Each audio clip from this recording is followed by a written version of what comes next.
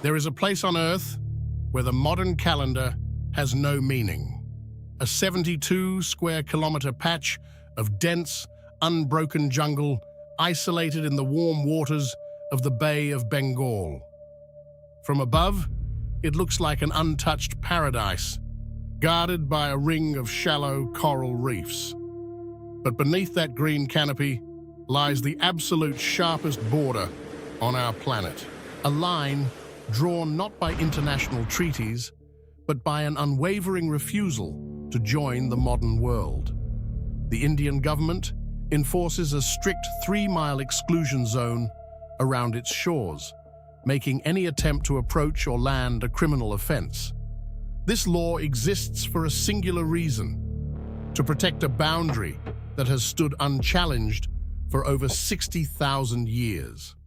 This is North Sentinel Island. And this documentary is about everything we know and everything we may never be allowed to find out.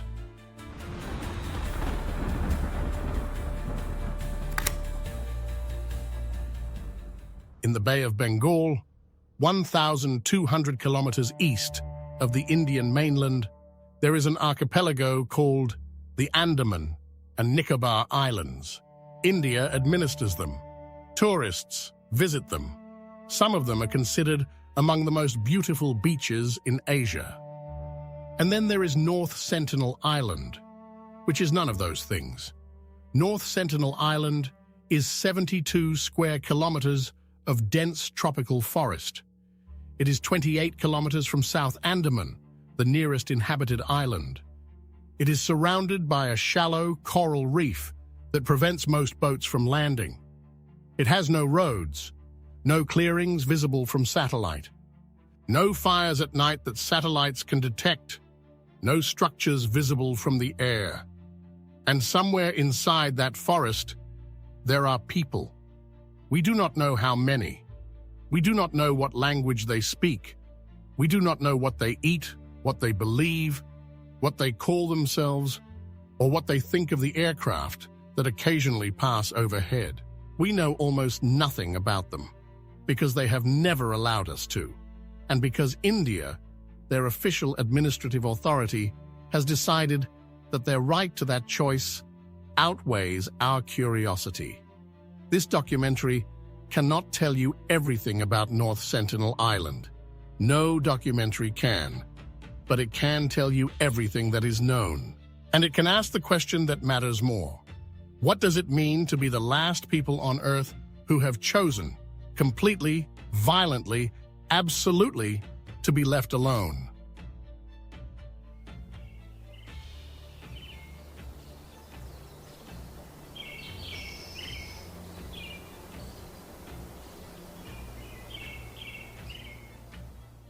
North Sentinel Island is not an accident. The geography of the island seems designed to resist entry. The coral reef that surrounds it extends outward for hundreds of meters. In places, it is less than a meter deep.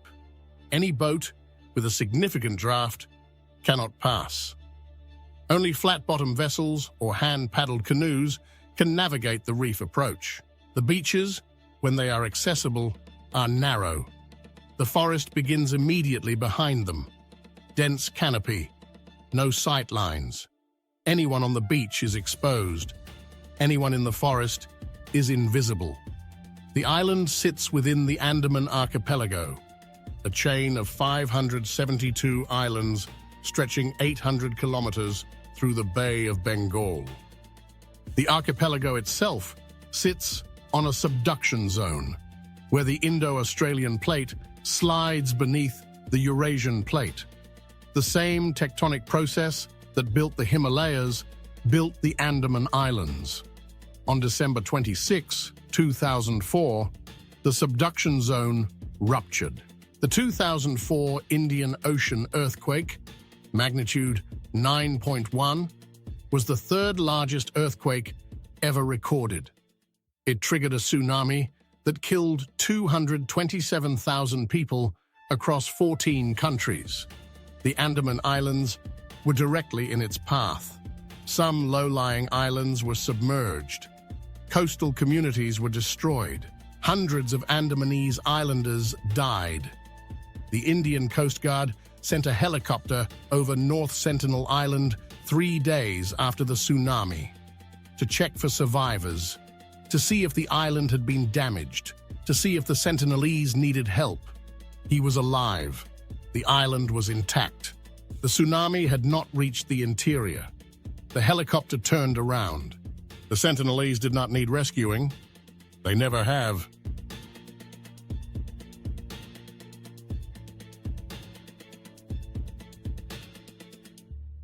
Modern humans left Africa approximately 70,000 years ago. The most widely accepted model of human migration traces a coastal route along the Indian Ocean, following the shoreline eastward, living on marine resources, moving generation by generation towards Southeast Asia and beyond. The Andaman Islands sit directly on that coastal route. Genetic studies of Andamanese peoples, including what limited samples exist from related island groups, suggest that the ancestors of the Sentinelese may have arrived on the islands as part of this original coastal migration. If that dating is correct, and the scientific consensus increasingly supports it, the Sentinelese are among the oldest continuous human populations on Earth. Their ancestors may have been on that island before the last ice age, before agriculture existed anywhere on Earth, before the first city was built, before writing, before metallurgy. Before almost every development, we consider the foundation of human civilization. While Egypt rose and fell, while Rome built its empire and watched it collapse, while Europe went through the Dark Ages, the Renaissance, the Industrial Revolution, while America was founded, expanded, and became a superpower, the Sentinelese were on that island, doing what they had always done, fishing the reef, hunting in the forest, living exactly as their ancestors had lived, perfectly.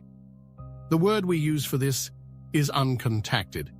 It is not entirely accurate. They have had contact. What is accurate is that they have refused further contact every single time it was attempted. In 1867, a merchant ship called the Nineveh ran aground on the reef at North Sentinel. The 86 survivors made it to the beach. On the third day, Sentinelese warriors attacked with bows and iron-tipped spears. The survivors were rescued by a Royal Navy vessel before any were killed. That was the world's first recorded contact with the Sentinelese. It established a pattern that has never changed. In 1880, Maurice Vidal Portman, a British colonial officer, led an armed expedition to the island. He captured 6 Sentinelese, 2 adults and 4 children. He brought them to Port Blair on the main island.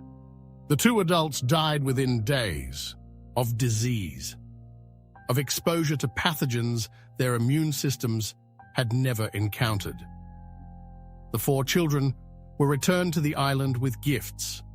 Portman's expedition is now understood as a catastrophe. It demonstrated the most critical fact about the Sentinelese.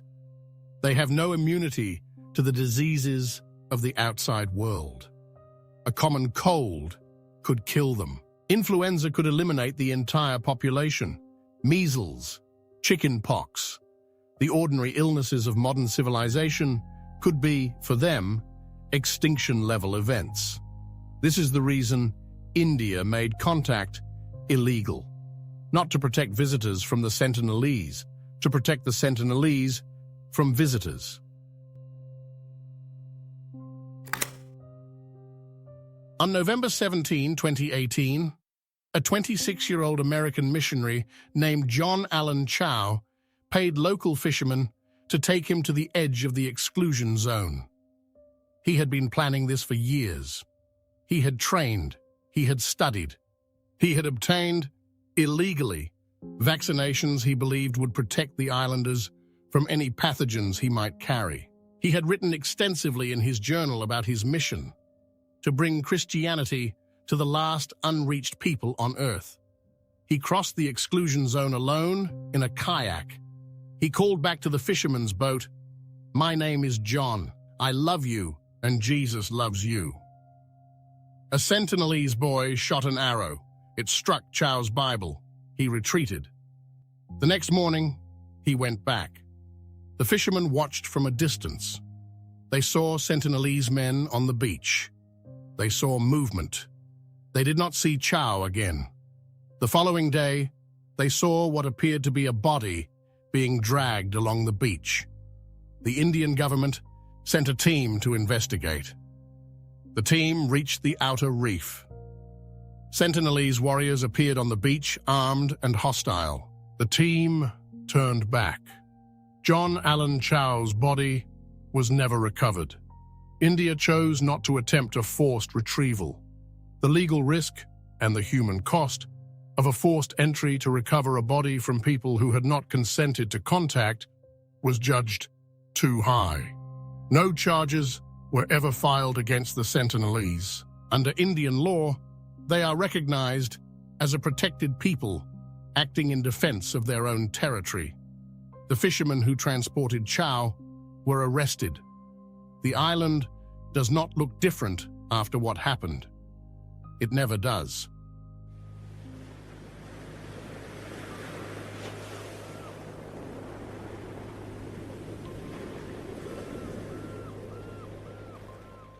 Anthropologists have attempted to study the Sentinelese from the limits of what is legally and ethically permitted. What they have been able to observe is fragmentary, but it is not nothing. We know they are hunter-gatherers. They hunt with bows and arrows. The arrows are tipped with iron, almost certainly salvaged from shipwrecks on the reef. They fish with spears and harpoons from canoes.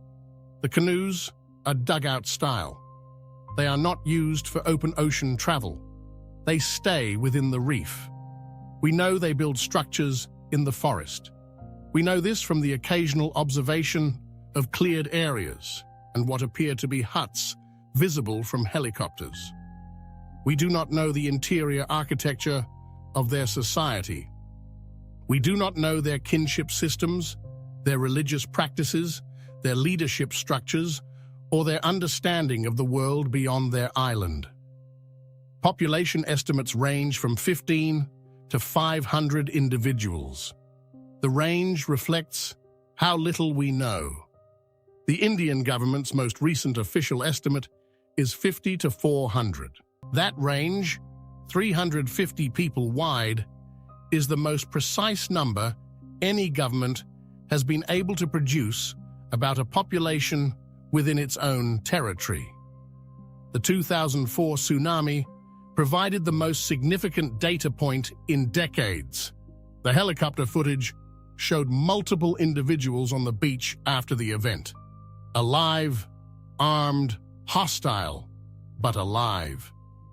That footage, an armed man firing at a rescue helicopter, was interpreted by some as aggression. Anthropologists read it differently. It was a population that had just survived a catastrophic earthquake and tsunami, using their only available method to communicate an unambiguous message to an approaching unknown vehicle: leave. There is no word in the Sentinelese language for helicopter. There may be no word for aircraft at all. But the arrow communicates across any language barrier. The message has never changed.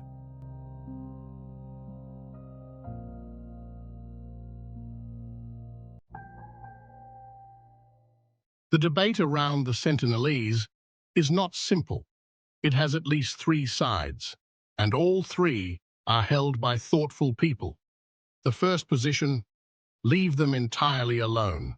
They have made their choice clear. Every attempted contact has been rejected with violence. The law protecting them is correct.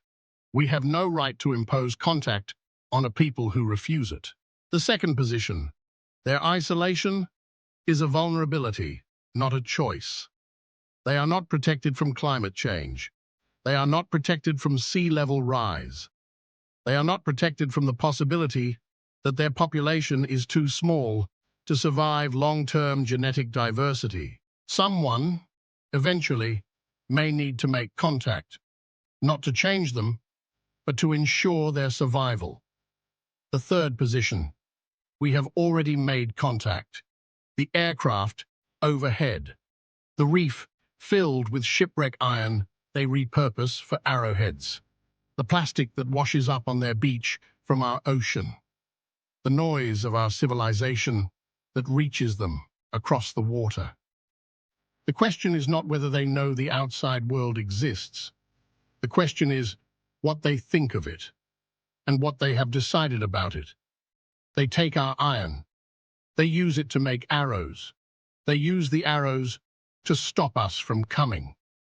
That is a level of strategic clarity that most of us will never have about anything in our lives.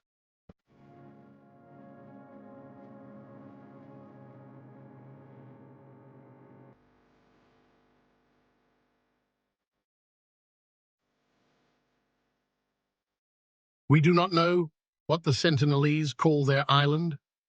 We do not know what they call themselves. We do not know their cosmology, what they believe exists beyond the reef, what they make of the stars, what stories they tell their children about where they came from.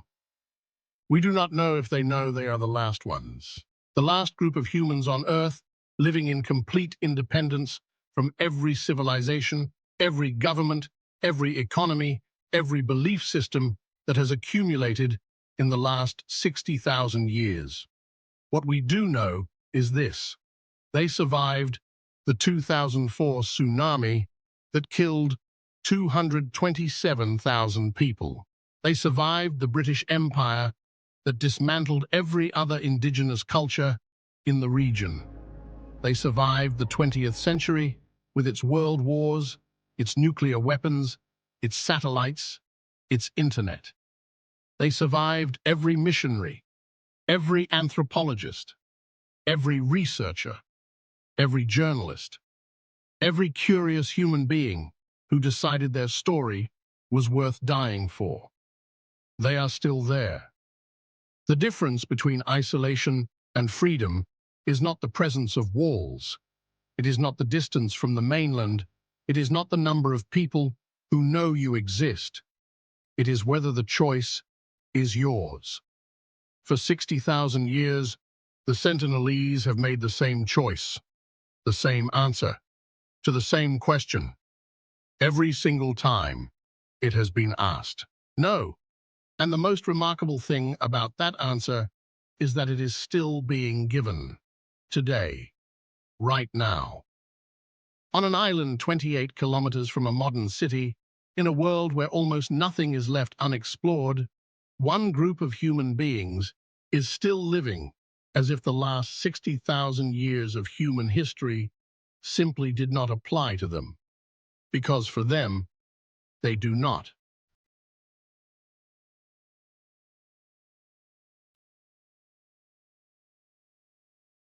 Tell me something in the comments.